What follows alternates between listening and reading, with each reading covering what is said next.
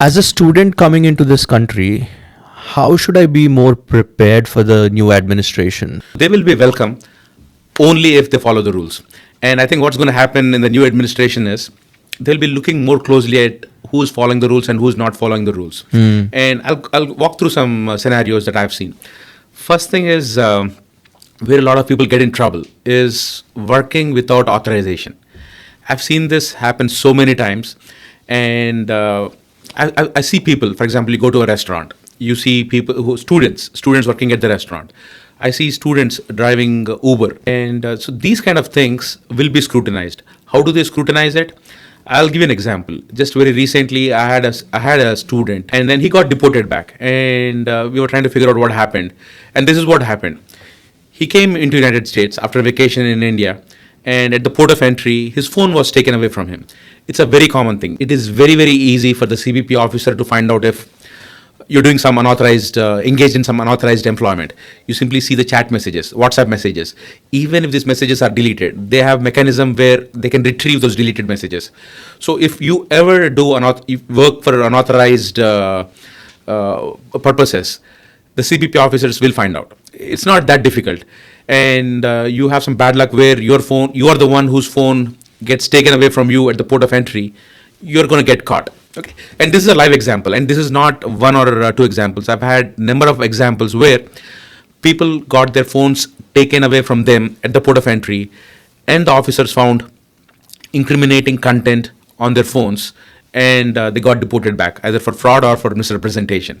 So everybody be cautious. Do not engage yourself in doing something that is not authorized by USCIS.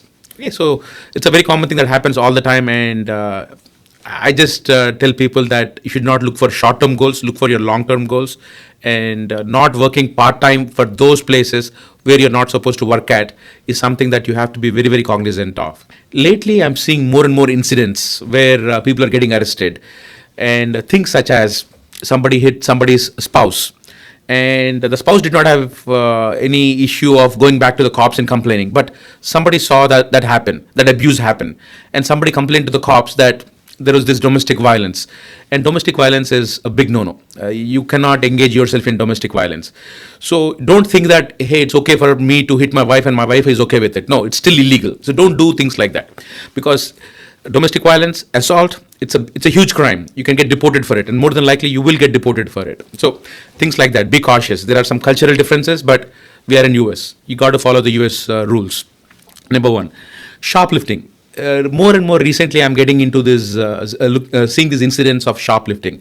I've had a case where a couple of girls shoplifted at a departmental store. They got caught, where they got charged with theft. The theft was not a big amount, less than $20, but they got charged. They got arrested.